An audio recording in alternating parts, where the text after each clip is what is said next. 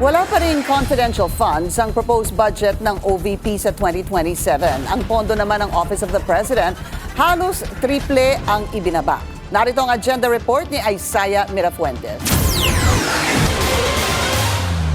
Aabot sa mahigit 785 million pesos ang proposed budget para sa Office of the Vice President sa 2027.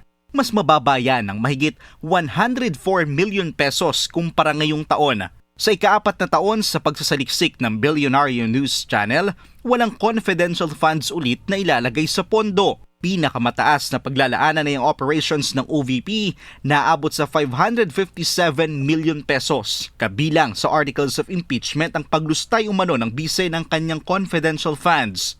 Ang tanong natin, where is the Vice President in all of this? No? Where are her, alam naman natin na in addition to her confidential funds na subject ng impeachment case, meron tayong alam na ang pondo ng Vice President in 2023, inclusive of confidential funds, was 2.3 billion. Saan niya ginagastos yung pondo ng Vice President? Ang Office of the President naman aabot sa 2.250 billion pesos ang proposed confidential funds, habang 2.310 billion pesos ang intelligence funds. Suma total ay aabot yan sa mahigit 4.560 billion pesos. Di na nabago ang halaga niyan simula pa noong nakaraang administrasyon.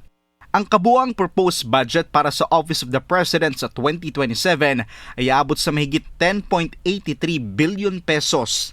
Kapansin-pansin na halos triple ang ibinaba nito mula sa 2026 allocation. Ito'y dahil kabilang sa mga idinagdag sa pondo ng opisina ng Pangulo ngayong taon ay ang gastusin para sa ASEAN 2026 na ginanap dito sa bansa. Para sa agenda, Isaiah Mirafuentes, Billionaire News Channel. Mag-follow sa aming mga social media accounts at mag-subscribe sa aming YouTube channel para sa pinakahuli at eksklusibong mga balita.